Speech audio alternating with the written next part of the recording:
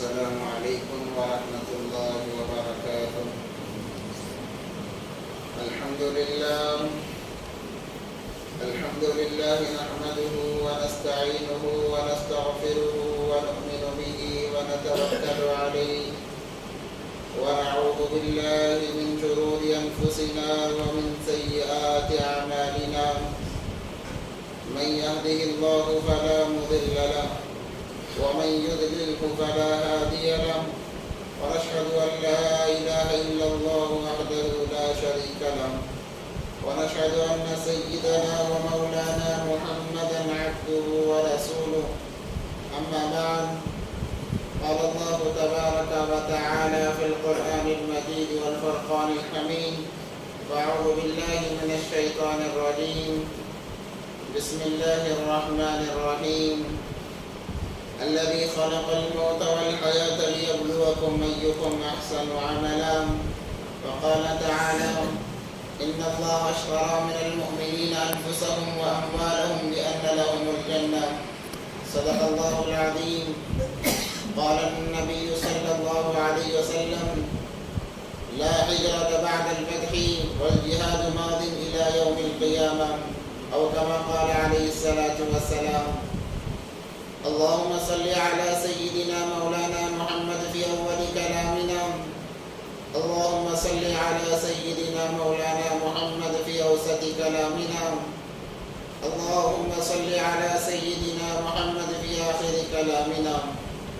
اللهم لك الحمد كما أنت أهله، فصل على محمد كما أنت أهله، وافعل بنا ما أنت أهله، فإنك أنت أهل التقوى وأهل المغفرة.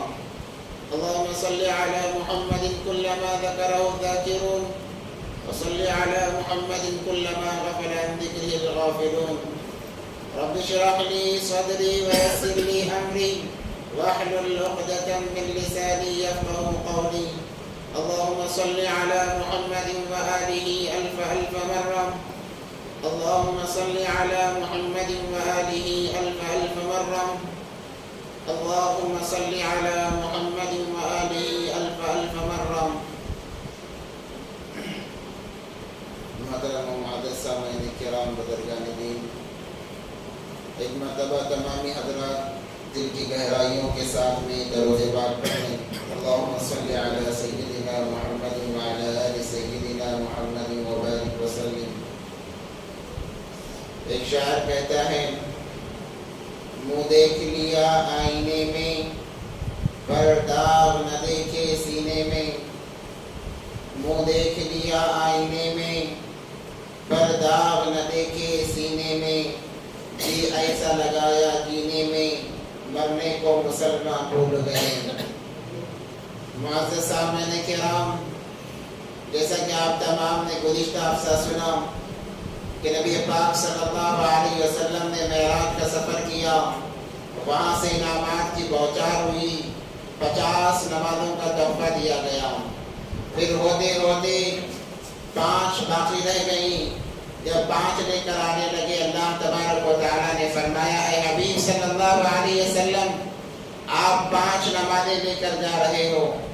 جو بندہ، جو آپ کا امتی 5 نمازوں کو ادا کرے گا، اسے 50 نمازیں ادا کرنے کا ثواب دیا جائے گا. اور صحابہ کو جب اس نماز کا تحفہ ملا، صحابہ نے گویا خوشیاں منائی کہ اب اللہ سے ڈائریکٹ لینے کا ذریعہ مل گیا ہے. اب کسی کا واسطہ، کسی کی سفارش کی کوئی ضرورت نہیں ہے. اس کے بعد سے جب تک صحابہ حیات رہے، انہوں نے ہمیشہ اللہ سے بات کی نماز کے ذریعے سے. انہوں نے ہمیشہ لیا ہے اللہ سے نماز کے ذریعے سے. انہوں نے جو اپنی تمام مرادیں پوری کرائی ہیں نماز کے ذریعے سے. نبی پاک صلی اللہ علیہ وسلم کی موجودگی میں بھی صحابہ کرام نے اللہ سے مانگا ہے. نبی سے آ کر سوال نہیں کیا. ایک بوڑھی اماں کا واقعہ بتایا گیا کہ نبی کی موجودگی میں نماز پڑھ کے اپنی خواہش کو اس نے پوری کی ہے، ضرورت کو اس نے پورا کیا ہے. نماز کے اندر وہ طاقت ہے.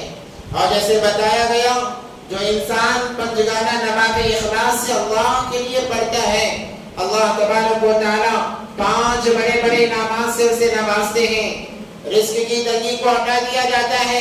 آج دیکھنے میں آتا ہے ہر کوئی پریشان روزی کے مسئلے میں ہے کہ میرے روزی کا کیا ہوگا, میرے کاروبار کا کیا ہوگا, میری تجارت کا کیا ہوگا, میرے بزنس کا کیا ہوگا.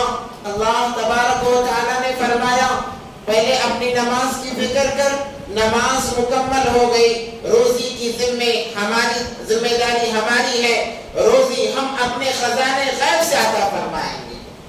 فَإِذَا قُضِيَتِ الصَّلَاةُ فَانْتَشِرُوا فِي الْأَرْضِ وَابْتَغُوا مِنْ فَضْلِ اللَّهِ. اللہ تبارک و تعالیٰ نے فرمایا اے مسلمانوں, جب تم نماز پڑھ جاؤ, اللہ پر اعتماد کر کے نکل جاؤ, اللہ کی زمین وسیع ہے. اللہ تبارک و تعالیٰ تمہاری روزی کی ایسے ذمہ داری پوری فرمائیں گے جسے ہم دیکھتے ہیں یہ چرند و پرند ہیں. صبح ہوتی ہے, خالی پیٹ یہ اپنے گھونسلوں سے نکلتے ہیں, اپنی جگہ سے نکلتے ہیں. اللہ پر اعتماد ہوتا ہے, کسی کے دانے ڈالنے پر اعتماد نہیں, کسی کے کھلانے پر اعتماد نہیں, ایک اللہ پر اعتماد کر کے نکلتے ہیں. جب شام کو واپس آتے ہیں کوئی پرندہ خالی پیٹ نہیں آتا ہے, تمام جانور بھر پیٹ کر واپس آتے ہیں. اللہ نے نظام بنایا ہے, اللہ نے نظام بنایا ہے. جب بندہ روزی کی ذمہ داری اللہ کے حوالے کرتا ہے, اللہ کہتے ہیں عجیب بندہ ہے, عجیب بندہ ہے, اپنی ضروریات کو میرے حوالے کر رہا ہے, میں بھی اس کا خدا ہوں, میں اپنے خزانے غیب سے اس کی ضرورتیں پورا کروں گا. مدد سامعین, انسان دنیا میں آنے سے ایک روایت کے موافق 40 سال پہلے یا 40,000 سال پہلے اس کی روزی آتی ہے. روزی استقبال کرتی ہے انسان کا, اور اللہ تبارک و تعالیٰ فرشتوں کے ذریعے سے اس روزی کی حفاظت فرماتے ہیں. اللہ نے قرآن میں فرمایا اپنے نبی پاک صلی اللہ علیہ وسلم سے, اے نبی جی آپ اپنے گھر والوں کو نماز کا حکم کیجئے, وَأَمُرْ أَهْلَكَ بِالصَّلَاةِ وَاصْطَبِرْ عَلَيْهَا لَا نَسْأَلُكَ رِزْقًا. ہم آپ سے روزی ہرگز کموانا نہیں چاہتے, روزی کی ذمہ داری ہماری ہے, آپ اپنی ذمہ داری پورا کیجئے, ہم اپنی ذمہ داری کو پورا کریں گے. نحن نرزقك والعاقبة للتقوى. روزی ہم دینے والے ہیں, بہترین انجام تو پرہیزگاروں کا ہے. اللہ نے قرآن میں فرمایا ہے اللہ کیسے روزی کی حفاظت فرماتے ہیں. فرشتہ متعین کر دیتے ہیں, ہمارے دانے دانے پر ایک ایک فرشتہ حفاظت کر رہا ہے کہ یہ اس کا رزق ہے, یہ فلاں کا رزق ہے. پانی کے قطروں کی حفاظت ہو رہی ہے, یہ فلاں کا رزق ہے, فلاں کا قطرہ ہے. سانسوں پر سانسوں کی حفاظت ہو رہی ہے. میں مثال دیتا ہوں, ہم دیکھتے ہیں کوئی چیز خریدنے کے لیے بازار جاتے ہیں, بہت ساری چیزیں ہمارے سامنے ہوتے ہیں, جو چیز ہمیں نظر آئی ہم وہ نہیں لیتے, بلکہ ہم اس کے اندر, حالانکہ سبھی اچھا ہے, ہر چیز اچھی ہے, پھر بھی انسان اس کے اندر چھانٹتا ہے, ایک اوپر سے اٹھاتا ہے, ایک نیچے سے اٹھاتا ہے, ایک آزو سے اٹھاتا ہے, ایک بازو سے اٹھاتا ہے. یہ انسان خود نہیں اٹھا رہا, فرشتہ ہاتھ پکڑ کر کہتا ہے اللہ کے بندے اس میں تیری روزی نہیں, پورا چیز اٹھانے اس میں تیری روزی ہے. اور خدا نخواستہ کبھی ایسا ہوتا ہے ایک ہی مرتبہ بہت ساری چیزیں تول دی جاتی ہیں, تو وہ چیزیں بن جاتی ہیں, تو وہ تولنے والا نکالتا ہے, تو فرشتہ اس کا ہاتھ پکڑ کر کہتا ہے کہ اس کو نکالو, اس کو نکالو, یہ فلاں کی روزی ہے. اللہ ایسے روزے کی حفاظت فرماتے ہیں. اور جب یہ مر جاتا ہے اللہ تبارک و تعالی دنیا ہی کے اندر سے جنت کا نظارہ کرا دیتا ہے, قبر کا مسئلہ حل کرا دیا جاتا ہے, میدان محشر کا مسئلہ حل کرا دیا جاتا ہے, صراط کا بڑا مسئلہ حل کرا دیا جاتا ہے. یہ نمازوں پر ہے. آج امت اسی چیز کو چھوڑ کر راحت تلاش کر رہی ہے, روزی تلاش کر رہی ہے. اللہ نے روزی کو نماز میں رکھا ہے, لوگ اسے مال و دولت میں تلاش کرتے ہیں کہ مال آ جائے گا, روزی کا مسئلہ حل ہو جائے گا. روزی کا مسئلہ مالداری میں نہیں ہے, روزی کا مسئلہ پیسے روپیوں میں نہیں ہے, روزی کا مسئلہ اللہ تبارک و تعالیٰ نے نماز میں چھپا رکھا ہے. مگر انسان اپنی سوچ کے مطابق اسے مالداری میں تلاش کرتا ہے, روپیے پیسے میں روزی کو تلاش کرتا ہے. قیامت کے آخری سانس تک وہ روزی کو پا نہیں سکتا اگر دنیا میں اس کو تلاش کر رہا ہے. آپ نماز ادا کریں، نماز کی پابندی کریں، اللہ خوب دے گا۔ البتہ صحابہ کو جب یہ تحفہ ملا بڑی خوشحالی ان کی زندگی، حالانکہ انہیں مارا جاتا، مکے کی سرزمین میں انہیں ستایا جاتا، نبی کا ساتھ دینے کی وجہ سے جب کبھی تکلیف زیادہ ہو جاتی 2 رکعت نیت باندھ کر کھڑے ہو جاتے، تمام تکلیفیں بھول جاتے۔ اللہ قرآن کے اندر جنت کا تذکرہ کرتا، یہ پڑھتے جنت کی آیات کو، جنت کے انعامات کو، خوش ہو جاتے، اپنا غم بھلا دیتے۔ ہر صحابی کو تکلیف دی گئی ہے، یہاں تک کہ صدیق اکبر رضی اللہ تعالیٰ بڑے پائے کے یہ بزرگ صحابی ہیں، ان کا بڑا نام تھا مکے کے اندر، مگر کمبختوں نے انہیں بھی نہیں چھوڑا بلکہ انہیں بھی مارا ہے۔ 13 سال کا عرصہ، مسلسل 13 سال مکے کے اندر نبی پاک صلی اللہ علیہ وسلم اور صحابہ پر ظلم و ستم ہوتا رہا، تکالیف کا سامنا کرنا پڑتا رہا، الگ الگ طریقے سے تکالیف دی جاتی۔ وجہ صرف ایک وجہ ہے کہ اللہ کے نبی ایک اللہ کی طرف بلاتے ہیں، کہتے ہیں کہ قولوا لا الہ الا اللہ تفلحون، لا الہ الا اللہ پڑھ لو کامیاب ہو جاؤ گے۔ اس ایک صدا کی وجہ سے نبی پاک صلی اللہ علیہ وسلم اور صحابہ کرام کو اتنا ستایا گیا، اتنا مارا گیا جس کی کوئی انتہا نہیں۔ مگر یہ جب دن پر مار کھاتے، رات پر مسلح پر سوار ہو جاتے، کہتے یا اللہ، اے اللہ، تیرا کلمہ بلند کرنے میں تکالیف آ رہی ہے، اللہ ہماری سستی اور کاہلی کو معاف فرما، اپنا عذر پیش کرتے ہیں۔ یہ نہیں کہتے کہ لوگ نہیں مانتے ہیں، آپ نے ختم کر دیا، ایسا نہیں، اپنی کاہلی اپنی سستی کو سامنے رکھتے۔ نبی کا مشن تھا صلی اللہ علیہ وسلم، ہر امتی جہنم سے بچ کر جنت میں جانے والا کیسے بن جائے۔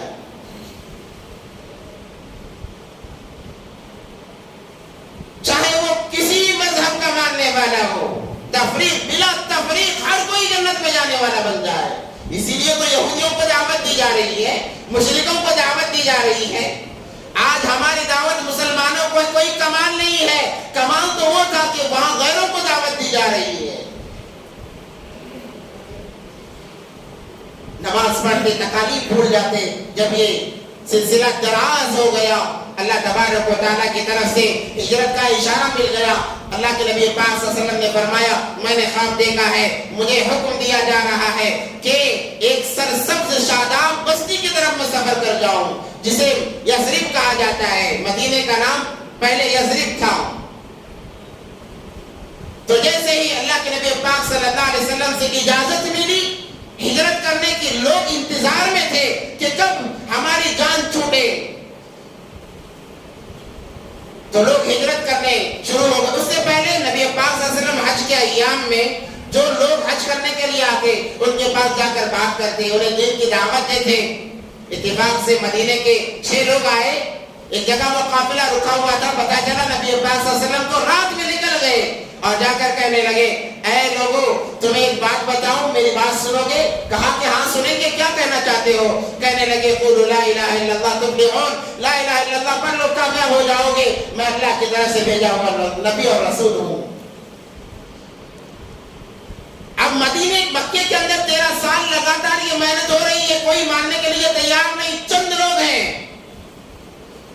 جب مدینے سے یہ لوگ آئے، مدینے کے لوگ آئے، تو جب ان کے سامنے یہ دعوت پیش کی گئی، انہوں نے اپنے یہودیوں سے سن رکھا تھا، مدینے میں یہودی بہت زیادہ تھے، جب ان دونوں کے آپس میں لڑائی ہوتی وہ کہتے ہمارے پاس ایک رسول آنے والے ہیں، ایک نبی آنے والے ہیں، وہ نبی جب آئیں گے ہم تمہارا مقابلہ کریں گے۔ اور وہ دعائیں کرتے لڑائی میں، اے اللہ جو تیرا نبی آنے والا ہے اس کے صدقے ہمیں کامیابی دے، اس کے صدقے ہمیں عزت و بلند مقام دے۔ انہوں نے تورات میں پڑھ رکھا تھا۔ تو جب یہ 6 لوگ آئے، انہوں نے کہا نبی پاک صلی اللہ علیہ وسلم نے کہ میں نبی ہوں، انہوں نے کہا واہ واہ ہمارا تو مزہ ہو گیا، یہودی وہاں انتظار میں بیٹھے ہیں، یہاں نبی ہمارے پاس چل کر آیا ہے، چلو اس سے پہلے کہ یہودی کلمہ پڑھ لے ہم پڑھ لیتے ہیں۔ 6 لوگوں نے ایمان قبول کر لیا۔ نبی پاک صلی اللہ علیہ وسلم کو بڑی خوشی ہوئی، کہنے لگے ہم اگلے سال آئیں گے۔ اگلے سال پر انہوں نے محنت کی، 18 لوگوں کو دعوت دی، پھر دوبارہ 18 لوگوں کو لے کر آئے، جسے بیعت عقبہ کہتے ہیں۔ پھر نبی پاک صلی اللہ علیہ وسلم سے ملاقات ہوئی، انہوں نے اسلام قبول کیا، وہ گئے، دوسرے سال پھر آئے، انہوں نے 80 یا 82 لوگوں کو لایا۔ اس طریقے سے مدینہ منورہ کے اندر ایمان داخل ہو چکا، گھر گھر کے اندر ایمان داخل ہو چکا۔ مصعب بن عمیر رضی اللہ تعالیٰ عنہ کو نبی پاک صلی اللہ علیہ وسلم نے دین کی باتیں سکھانے کے لیے روانہ کر دیا۔ جب انہوں نے دیکھا مدینے والوں نے کہ مکہ کے اندر ان کا جینا مشکل ہو رہا ہے، تکالیف دی جا رہی ہے، انہوں نے کہا اے نبی جی آپ ہمارے وہاں آ جائیے، ہم آپ کا ہر طرح سے استقبال کریں گے، آپ کو ہمیں اپنی پلکوں پر بٹھائیں گے، کیونکہ وہ احساس ہمیں مل رہا ہے جو یہود جس احساس کو حاصل کرنا چاہ رہے تھے، وہ احساس ہمیں مل رہا ہے، اے نبی جی آپ ہمارے دیار میں آ جائیے۔ ایک صحابی نے کہا اچھا تم بلانا چاہتے ہوگا کہ ہاں بلانا چاہتے ہیں، سن لو اگر تم انہیں اپنی جگہ لے جاؤ گے تمہاری بیویاں بیوہ ہو جائیں گی، تمہارے بچے یتیم ہو جائیں گے، تمہارے خاندان تم سے اجڑ جائیں گے، کیا تم پھر بھی ساتھ دینے کے لیے تیار ہو؟ تو دوسرے نے کہا اللہ کے نبی کیا یہ سچ بات ہے کہ آپ کو ساتھ لے جانے پر یہ معاملات ہوں گے؟ کہا کہ ہاں ہو سکتے ہیں۔ تو انہوں نے کہا کہ اس کے بدلے ہمیں کیا ملے گا؟ نبی پاک صلی اللہ علیہ وسلم نے فرمایا الجنہ، جنت تمہاری مقدر ہو جائے گی۔ جب انہوں نے سنا جنت ملے گی، اللہ کے نبی تب تو پھر ہم تیار ہیں، جو ہونا ہے ہو جائے ہم تیار ہیں۔ پھر انہوں نے ایک عجیب بات کہی اللہ کے نبی ہم تو ہر چیز جلنے کے لیے تیار ہیں، آپ جب غالب آ جائیں گے، آپ کی حکومت جب آ جائے گی، آپ ہمیں چھوڑ کر مکہ دوبارہ واپس تو نہیں آئیں گے۔ تو نبی پاک صلی اللہ علیہ وسلم نے فرمایا اے میرے صحابہ میرا جینا بھی وہاں ہوگا، میرا مرنا بھی وہاں ہوگا، میں جب آ جاؤں گا دوبارہ مکہ واپس نہیں آؤں گا۔ آئے ہیں نبی پاک صلی اللہ علیہ وسلم فتح مکہ کے موقع پر، مگر قیام زیادہ نہیں فرمایا، پھر دوبارہ چلے گئے مدینہ المنورہ۔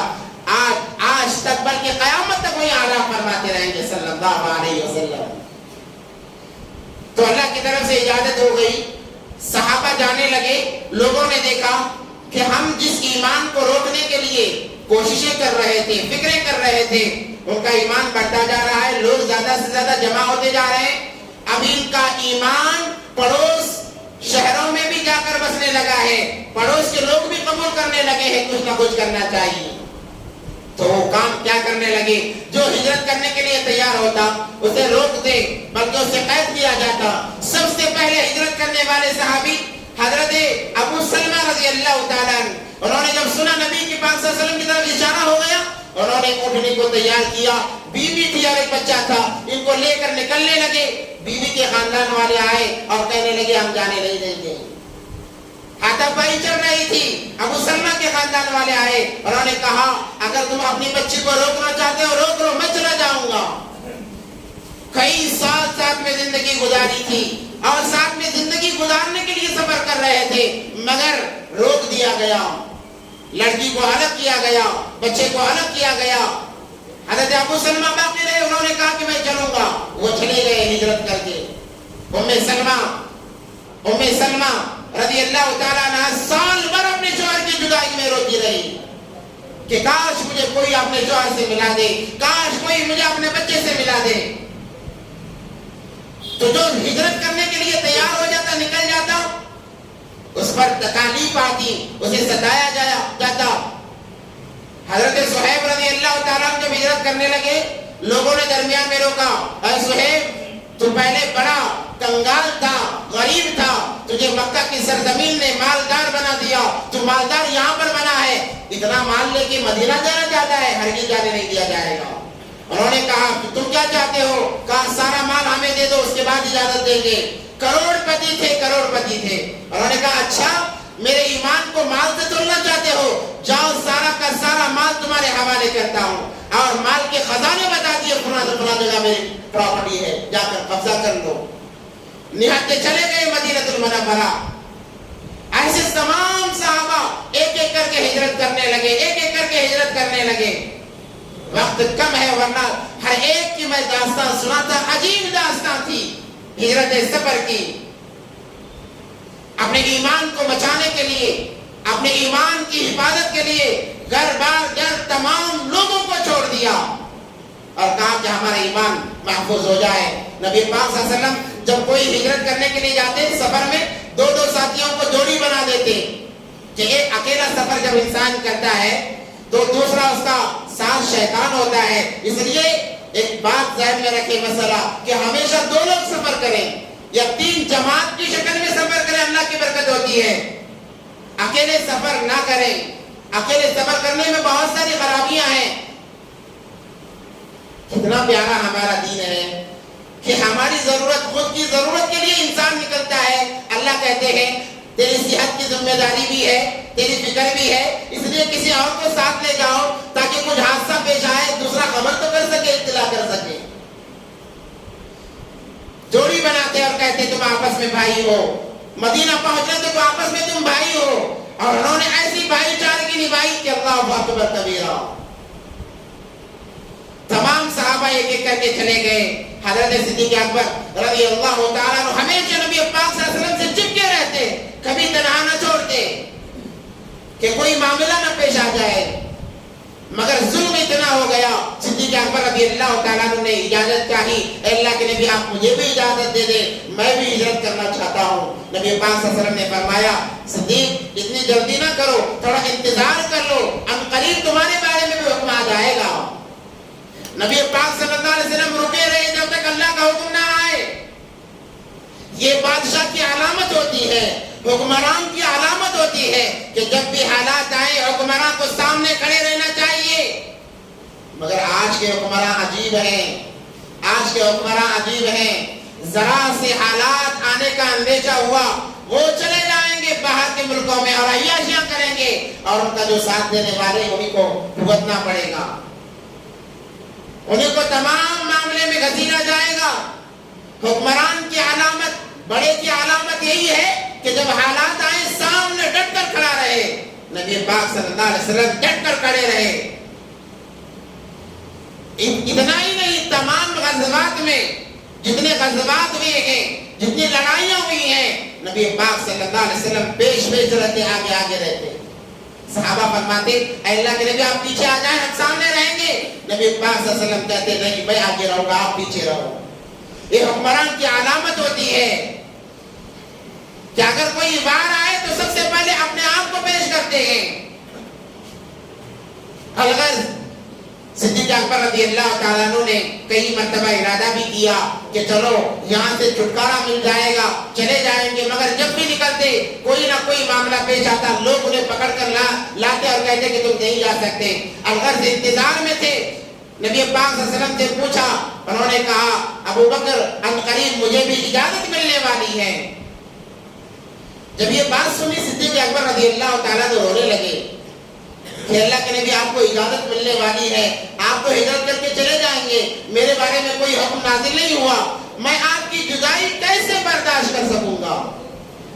آپ کی جدائی مجھ سے برداشت نہیں ہوگی. تو اللہ کے نبی پاک صلی اللہ علیہ وسلم نے فرمایا ابو بکر غم نہ کر, تیرا بھی معاملہ انشاءاللہ حل ہو جائے گا, اللہ تجھے مجھ سے جدا نہیں کرے گا. یہ کیسی دوستی تھی, کیسی محبت تھی. اس لیے اللہ کے نبی نے فرمایا میں نے تمام کا حق ادا کر دیا, اگر کسی کا حق ادا نہیں کیا تو صدیق اکبر کا حق ادا نہیں کیا, اس کا حق تو اللہ ادا کریں گے. دو جہاں کے سردار نبی پاک صلی اللہ علیہ وسلم کی زبان مبارک کے الفاظ سے کہ میں ابو بکر کا حق ادا نہیں کر سکتا, اس کا حق تو اللہ ادا کریں گے. تو جب سنا حضرت ابو بکر رضی اللہ تعالیٰ عنہ نے 2 اونٹ خریدے اور ان کو اچھا کھلا پلا کے تیار رکھا, پتہ نہیں کب حکم آ جائے اور چلنا پڑے. جب مشرکین مکہ نے دیکھا کہ لوگ ہجرت کر کے چلے جا رہے ہیں اور ایک جگہ جمع ہو رہے ہیں, وہاں ان کی طاقت بڑھ رہی ہے, کہیں ایسا نہ ہو کہ وہ ایک دم سے آ کر مکے پر حملہ کر دیں اور ہمیں مغلوب کر دیں. فکر شروع ہوئی تو انہوں نے کہا کہ کچھ نہ کچھ کرنا چاہیے. کیا کرنا چاہیے؟ مشورہ ہوا. دار الندوہ, قصی بن لوحی کے گھر کے اندر ایک گھر تھا دار الندوہ, جہاں مکے کے بڑے بڑے رئیس لوگ, سردار لوگ جمع ہو کر کسی کا مشورہ کرنا ہوتا تو دار الندوہ میں جمع ہو جاتے ہیں. انہوں نے مشورہ کیا, ایک میٹنگ بلائی, ایک کانفرنس بلائی کہ چلو بیٹھ کر بات کرتے ہیں کہ کیا کیا جائے. ڈیٹ طے ہوئی, لوگوں کا جمع ہونا طے ہوا, تمام لوگ جمع ہو گئے.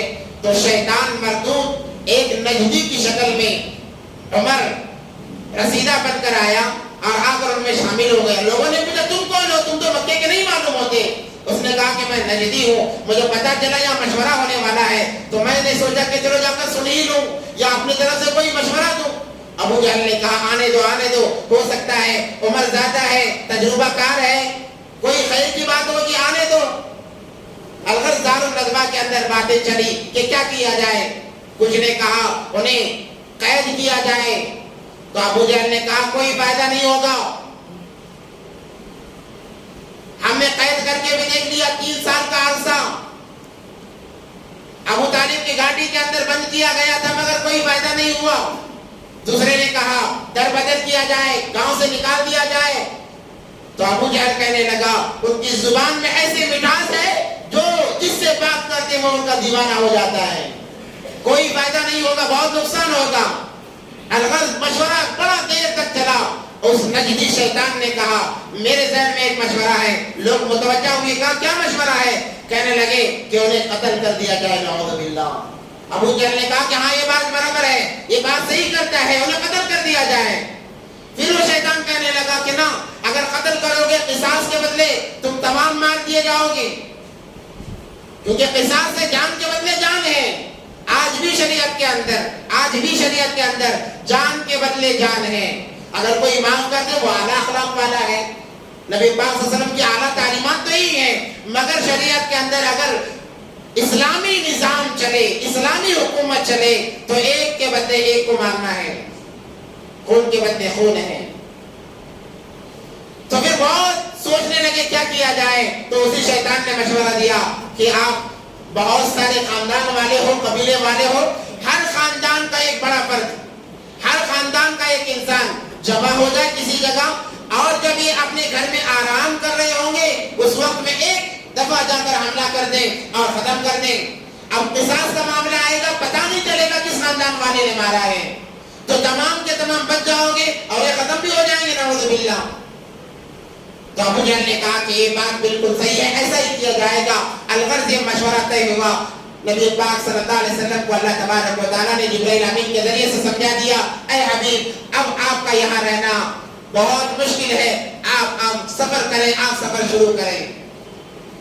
تو اللہ کے نبی پاک صلی اللہ علیہ وسلم دوپہر کا وقت تھا, صدیق اکبر رضی اللہ تعالیٰ عنہ کے گھر کی طرف جا رہے ہیں, جس کے قدموں میں آنے کے لیے قیصر و کسریٰ کے بادشاہ بے طلب تھے, طلبگار تھے, ہر کوئی آنا چاہتا تھا. وہ قدم صدیق اکبر کے گھر کی طرف جا رہے ہیں. آئے, آنے کے بعد میں دروازہ کھٹکھٹایا. صدیق اکبر رضی اللہ تعالیٰ نے سمجھ گئے کہ یہ آنے والا, دروازہ کھٹکھٹانے والا کوئی عام آدمی نہیں بلکہ میرا حبیب حضرت محمد مصطفیٰ صلی اللہ علیہ وسلم ہے. کیا کیا انداز سمجھے تھے صدیق اکبر نے نبی پاک صلی اللہ علیہ وسلم کی. چلنے کے انداز, آہٹ سنتے معلوم ہو جاتا کہ یہ نبی کے چلنے کی آہٹ ہے. آواز آتی معلوم پڑ جاتا یہ نبی کے بات کرنے کی آواز ہے. انداز بیان سے پتہ چل جاتا تھا. یہی تو عشق کی علامت ہے کہ معشوق کے انداز بیان کو کیا کیا جائے. وہ اشاروں میں باتوں کو تمام سمجھا دیا کرتے تھے اور سمجھ جایا کرتے تھے. یہ محبت ہوتی ہے, یہ دل لگی ہوتی ہے. فوراً دوڑے, جا کر دروازہ کھولا. واقعی میں جو جہاں کے سردار ہیں کہنے لگے, آ کر بیٹھنے کے بعد میں ابو بکر ایک بات بتاؤں. انہوں نے کہا بتائیے اللہ کے نبی, کیا بات ہوئی؟ آپ معمول کے مطابق یا تو فجر میں آتے یا تو رات میں آتے, آج ظہر میں معاملہ کیا ہے بتائیے. نبی پاک صلی اللہ علیہ وسلم نے فرمایا اللہ کی طرف سے ہجرت کا حکم ہو چکا ہے, اللہ کی طرف سے ہجرت کا حکم ہو چکا ہے. جیسے ہی الفاظ سنے صدیق اکبر رضی اللہ عنہ نے کہا میرا کیا ہوگا, میرے متعلق کیا ہے, آپ چلے جائیں گے, میرا کیسے گزارا ہوگا, میں آپ کے بغیر رہ نہیں سکتا. نبی پاک صلی اللہ علیہ وسلم نے فرمایا اللہ نے تمہیں بھی میرے ساتھ چلنے کا حکم دیا ہے. یہ بات سننا تھا. حضرت ابو بکر رضی اللہ تعالیٰ عنہ کی آنکھوں سے آنسو جاری ہو گئے, رونے لگے. اب عائشہ فرماتی ہے مجھے پہلی دفعہ پتا چلا کہ انسان خوشی میں بھی روتا ہے. ایک تو غم کا رونا ہوتا ہے اور ایک خوشی کا رونا ہوتا ہے کہ انسان خوشی میں بھی رو سکتا ہے. مثال کے طور پر کیسے,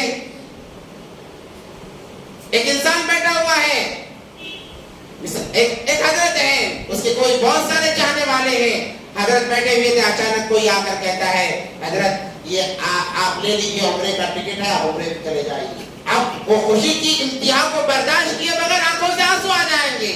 حالانکہ ویسا ہوتا نہیں ہے. الحمدللہ ہمارے اندر اتنا جذبہ نہیں ہے کہ کسی حضرت کو جا کر ہم کہیں آپ یہ ٹکٹ لے اور عمرہ کریں. میں بتانا یہ چاہ رہا ہوں کہ جب کوئی خوشی اچانک مل جاتی ہے، انسان اس خوشی کو برداشت نہیں کر پاتا، اور اس خوشی کو برداشت کیے بغیر اس کے آنکھوں سے آنسو نکل آتے ہیں. اما عائشہ فرماتی ہے مجھے پہلی دفعہ میں نے دیکھا انسان خوشی میں بھی روتا ہے. تو نبی پاک صلی اللہ علیہ وسلم نے فرمایا اے ابو بکر یہ تیری بیٹیاں حضرت عائشہ اور حضرت سلمہ رضی اللہ تعالیٰ عنہ دونوں سامنے بیٹھی ہوئی تھی.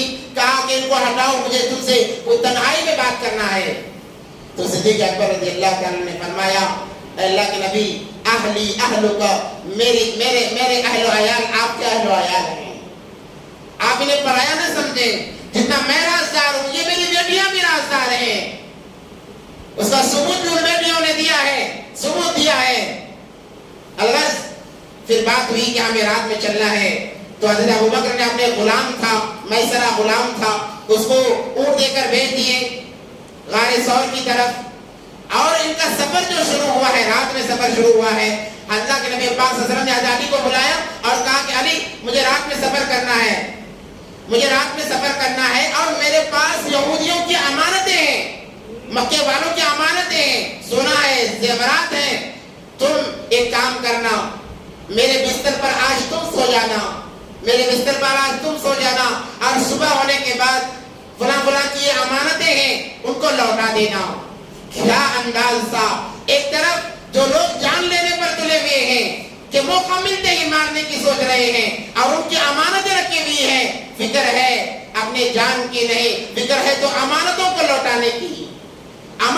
لوٹانے کی کہ کل کو ایسا نہ کہا جائے ارے تمہارے نبی نے ہماری امانتیں نہیں لوٹائی ہیں، یہ الزام نہ آئے. تعلیم دیکھو کیا بہترین تعلیم تھی. اللہ اکبر کبیرہ. کہا کہ امانتیں ہیں، دشمنوں کی امانتیں ہیں، تم میرے بستر پر سو جانا، اور فلاں یہودی کی مشرک کی امانتیں ہیں، کل صبح ان کے حوالے کر دینا، اور میں فلاں جگہ ٹھہرا رہوں گا، وہاں آ کر مجھ سے ملاقات کرنا.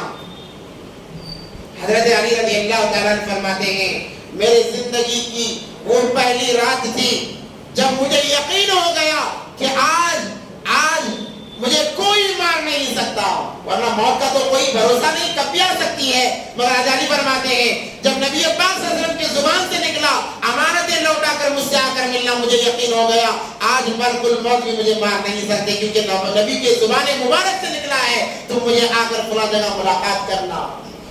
اور کہتے ہیں ایسا میں مزے سے سویا ہوں نبی پاک صلی اللہ علیہ وسلم کے بستر پر، ساری زندگی ویسے مزے سے میں نے کبھی نہیں سویا ہے کہ نبی کا بستر ہے اور اتنی بڑی بشارت ہے کہ تم امانتیں لوٹا کر زندہ میرے پاس آؤ گے. الغرض حجاجی کو سلایا گیا. یہ لوگ جو مشورہ کیے تھے، ہر قافلے کا، ہر قبیلے کا ایک سردار تلواریں لے کر آیا.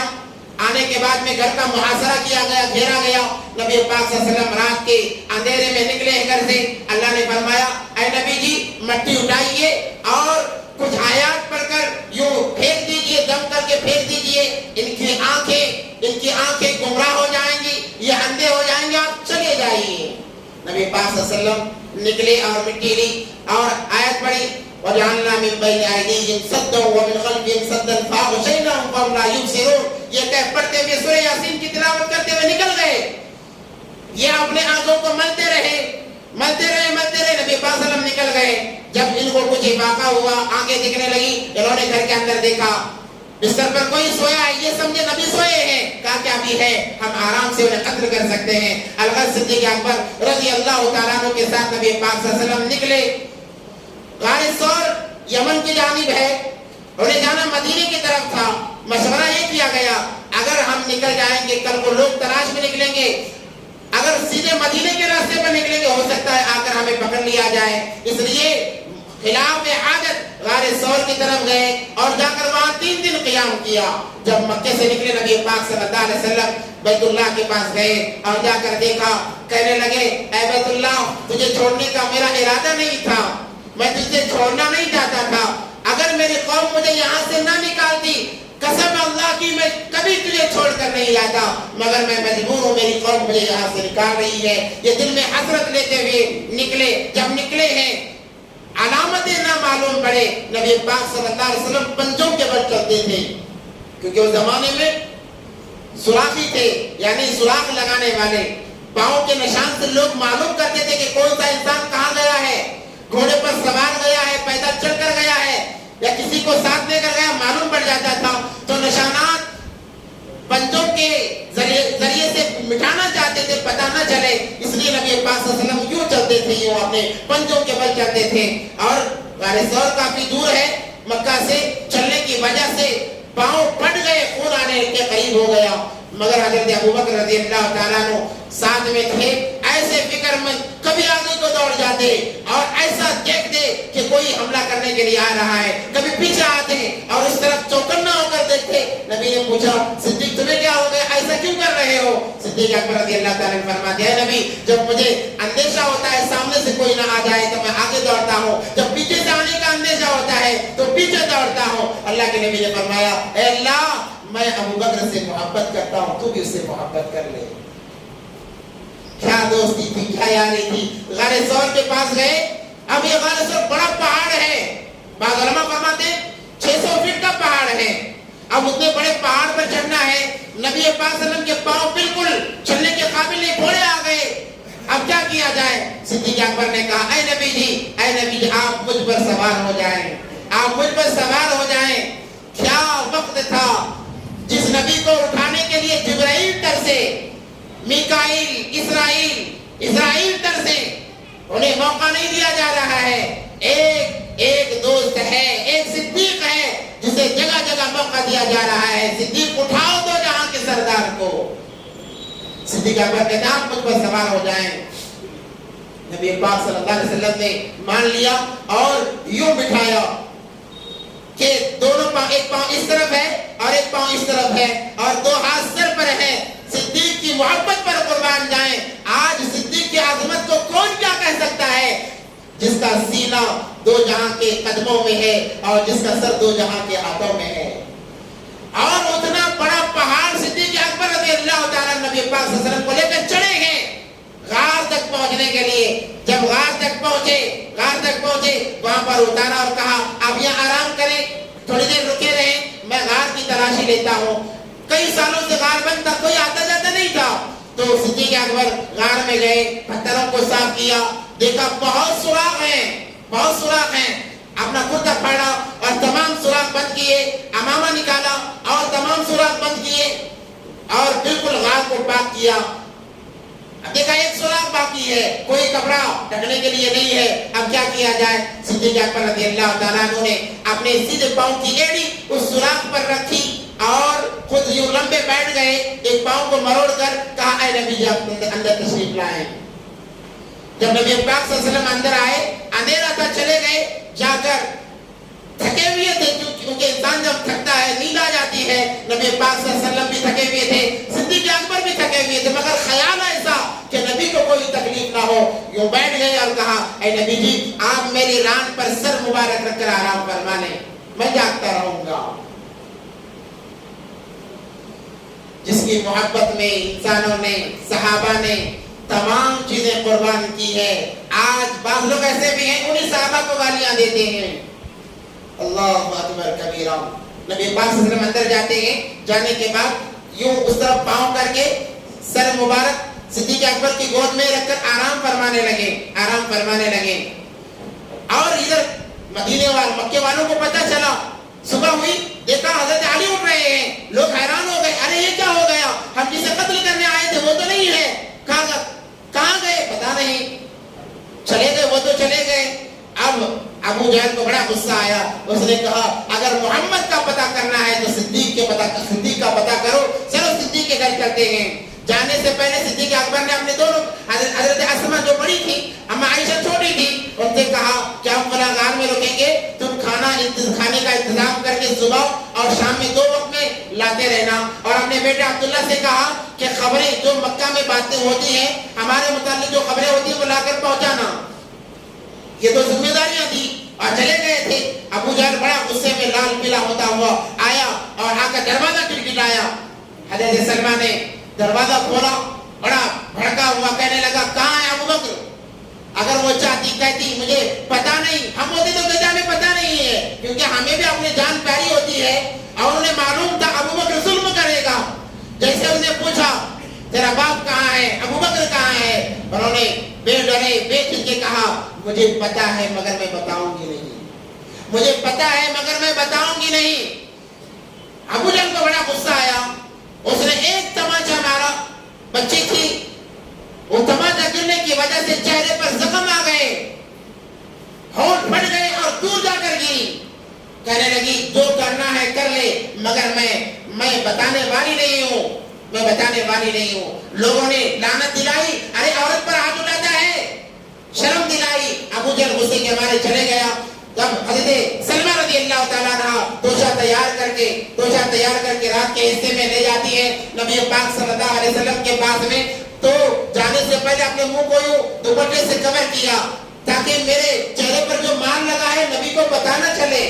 اگر پتہ چلے گا تکلیف ہوگی کہ میری وجہ سے یہ تکلیف اٹھا رہے ہیں. اپنے چہرے کو کور کیا اور جا کر کھانا دیا. جیسے ہی کھانا دینے لگی نبی پاک صلی اللہ علیہ وسلم نے دیکھا اور کہا بیٹی تمہارے چہرے کو کیا ہوا؟ کہنے لگی کچھ نہیں ہوا ہے, ہلکی سی خراش آئی ہے, مگر جب خون نکل رہا تھا. کہنے لگی یہاں تو خون نکل رہا ہے, بتاؤ کیا ہوا؟ تو انہوں نے جب چہرہ کھولا نبی پاک صلی اللہ علیہ وسلم کی آنکھوں سے آنسو آ گئے. کہنے لگے کیا ہوا؟ کہنے لگی ابو جہل نے مجھے مارا ہے آپ کا پتہ بتاتے ہوئے. میں نے کہا میری جان چلی جائے میں پتہ نہیں بتاؤں گی, جس کی وجہ سے مجھے مار پڑی ہے. نبی پاک صلی اللہ علیہ وسلم کو وہ بات آج یاد آئی. ابو بکر رضی اللہ عنہ نے کہا تھا اہلی اہلو کا, اللہ کے نبی میرے اہل و عیال آپ کیا اہل و عیال ہیں. نبی پاک صلی اللہ علیہ وسلم نے دعائیں دی, برکت کی دعائیں دی. الغرض یہ معاملہ ہوا تو اس کے بعد میں اعلان کر دیا گیا جو ان دونوں کو پکڑ کر لائے گا 100 اونٹ دیے جائیں گے. اور 100 اونٹ کا ملنا مکے کا سب سے بڑا مالدار کہلانے کے مطابق تھا. جب لوگوں نے اس بات کو سنا تو ہر ایک کے دل کے اندر لالچ آ گئی. ہر کوئی یہ چاہتا تھا کہ میں پتہ لگاؤں مجھے 100 اونٹ کا انعام ملے. تو اس کے اندر سراقہ بن مالک, سراقہ نے پیچھا کیا اندازے کے حساب سے اور بالکل قریب پہنچ گیا. قریب تھا کہ وہ نبی پاک صلی اللہ علیہ وسلم کو پانے تھا, مگر نبی پاک صلی اللہ علیہ وسلم کی ایک دعا کی وجہ سے وہ انہیں نہ پا سکا. وہ نبی پاک صلی اللہ علیہ وسلم کی کیا دعا تھی. اور ابو جہل کے چند ساتھی بھی غار کے بالکل قریب تک آ چکے تھے, بالکل قریب تک آ چکے تھے. اس وقت میں اللہ تبارک و تعالیٰ نے اپنے حبیب پاک صلی اللہ علیہ وسلم کو بچانے کے لیے کیا انتظام کیا, کیا ہیلے ان کے سامنے لائے گئے.